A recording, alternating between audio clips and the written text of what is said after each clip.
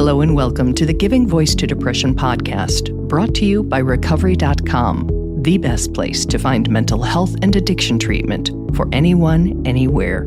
Each week, we profile a guest who shares openly about their mental health journey.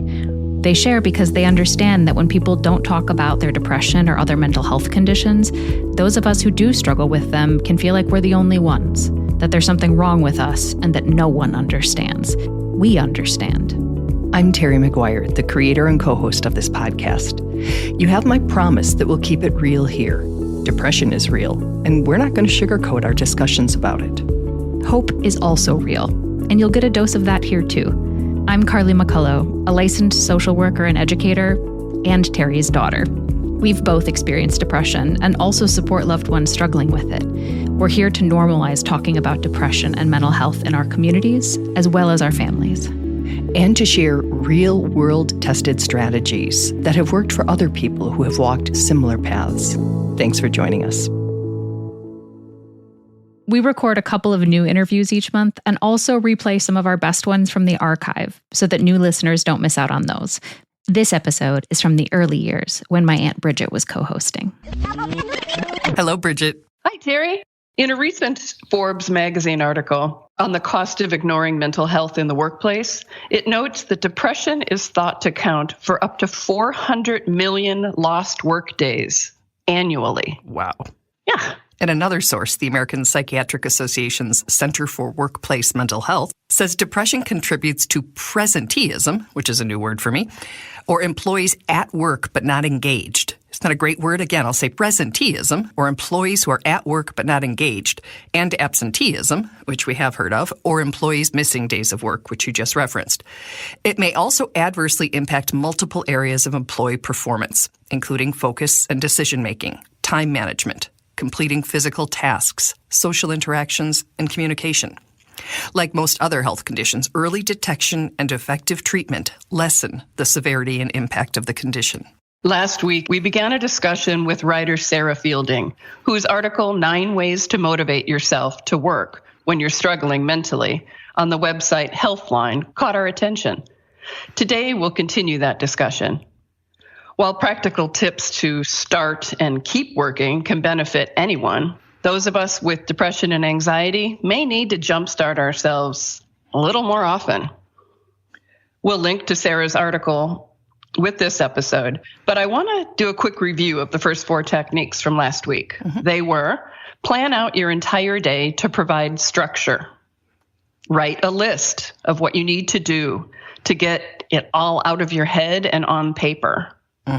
Break everything into small, more doable steps and allow yourself a sense of accomplishment as you cross off and complete those tasks.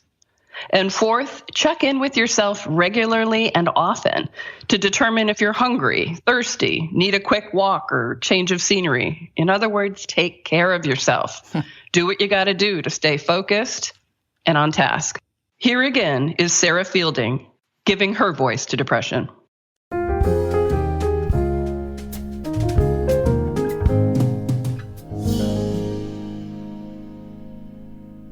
We resume the list at number 5. Do a review of your progress. I think that reviewing your progress and celebrating what you have gotten done is such an important thing for each person, because obviously it's our job and we should be getting these things done, but also why not celebrate that you're doing a good job and that you're able to push through and that you're motivated at a certain time? Why not take extra time to celebrate yourself? And it can be just a pat on the back. We're not talking about popping a champagne bottle or anything. Exactly. Just taking literally 2 seconds to be like, okay, I've gotten this done. That's great. What's next? That's all you need to do. But just taking that moment to acknowledge that can make such a difference mentally. And you use the word capable, which I really like, because it's really easy to fall into the trap of believing that we are no longer capable when we're depressed. So many people struggle with depression. You're not alone in this. And you may not know that that person who looks really busy next to you is deep in a depressive episode and is feeling like they can't cope with it or just outwardly express what they need. And you just never know what other people are going through. And they might not know what you're going through, and just taking the time to realize that you need to look out for yourself and acknowledge what you need in that moment is so important. In her article, Sarah adds, knowing how capable you are provides a sense that you can take on things which may have appeared daunting or even impossible before. Her next suggestion is to take 5. Obviously, there are days where you're just going to feel like you don't have a moment for breath. That's okay. That happens to everyone. But if you have just literally 5 minutes to just stretch your arms at your desk, get a drink of water, get some fresh air. It's just that 5-minute refresh where don't think in that 5 minutes, okay, I should be doing this right now. Why am I taking these 5 minutes? If you're going to do it, you need to give yourself 5 minutes free from this pressure of work and just let your brain just relax for a moment. Like you said, sometimes when you're just allowing your brain to relax is when the best ideas and thoughts come to you. So I think just giving yourself that 5-minute refresh is such a great way to refocus and be productive for the rest of the day. Yeah, it's hardly wasted time, right? It's a reset. The computer has to do its update. Maybe we do too every now and then to just be able to work at our best. Exactly. No, I think that's such a good point, that anytime we feel like we're not working during the day, it feels like it's wasted time, when in reality, you're wasting time more so if you're just pushing through too hard and then not working to the best of your ability. But if you take literally just 5 minutes and allow yourself that small refresh, it can make you use the rest of your time so much better versus just trying to push through instead. So I think in reality, it's the opposite of wasted time. This next tip might be a love-hate thing. Neither Bridget nor I, for example, can read or write with music on, especially if there are lyrics. It's just too distracting. But Sarah swears by it. Her 7th tip is to create a motivating work playlist. For those of you who don't know what that word means, it is a curated selection of songs you like. For me, it works really well that I have a specific playlist that I always listen to when I'm writing. I don't know if it's a placebo or what, but training my brain that when that is playing, I am writing. I'm not emailing, I'm not invoicing, I'm not doing anything. If this music is playing, that's when I'm writing. That might not work for everyone, but for me, it really just helps me get in the zone. It's a great association thing, and I think of a playlist for working out, and I like the sort of twist on it that it's a playlist for working. I also just think it just makes it more enjoyable. It shouldn't be music that you're going to sing out loud to. Of course, that won't motivate you. But if it's just nice music you enjoy listening to, it kind of fades into the background. That's just the perfect mix of having something enjoyable while doing the work you need to get done. So the term garbage in, garbage out is usually used in the context of computer software. And it means that regardless of how good the program is, the results are going to be incorrect if the input is invalid. But that is the phrase that kept coming to mind as Sarah talked about the need to be mindful of what we eat and drink and how both can affect us.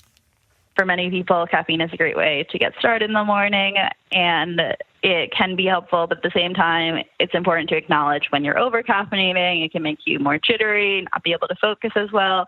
And also just different things like making sure that you're getting enough protein and different foods that will keep you going versus make you crash. We all know that with simple sugars, it's going to give you that quick boost, and then you're just going to completely crash onto your desk in a hot minute. So I think just really looking at those things, getting some veggies, getting some grains.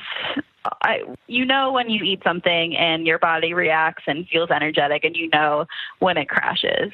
When you really look at what you're eating, I think everyone knows what helps and what doesn't, and just being aware of that will help you get through the day better. And you say not just what you're eating, but what you're wearing. And this surprised me because, of course, working at home, we could be in our pajamas, but that's not the best move.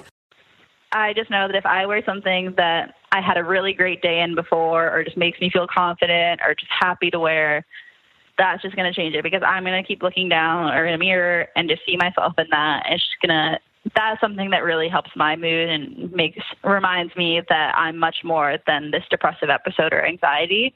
I am still a fully functioning, great employee, human, and I'm just able to keep going. And I think that if I just throw on whatever and just feel like I look blah, it'll just continue to feed the feeling inside of blah and just not good.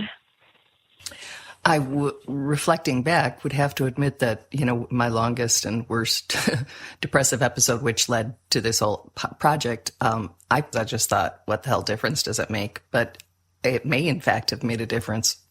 Exactly. It's just about realizing what you need. And it's not about trying to hide the fact that you're having a bad day by dressing better. And it's not even necessarily about dressing like so great. It's just about putting on something that makes you personally feel good and like you're able to take on the day a little bit more than you felt originally. And we know we've got listeners who, will hear this and think, are you kidding me? I can't even get out of bed.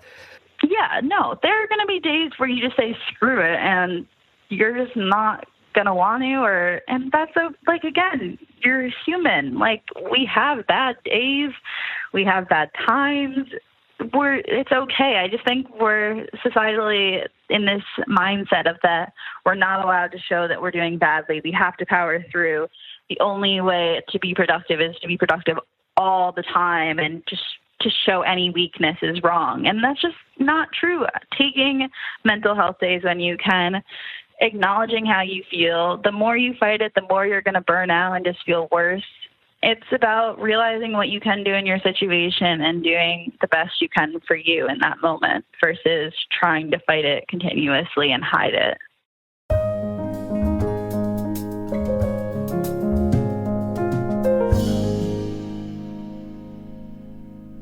Great practical reminders, Sarah. Thank you. Absolutely. The idea of pushing and being productive every minute, there are just times you can save yourself hours by taking 5 minutes. Absolutely. Yep. So thank you, Sarah, for your time. And if anyone who's listening to this is willing to share it with anyone in their life that they care about, it has a ripple effect, and we'd certainly appreciate it.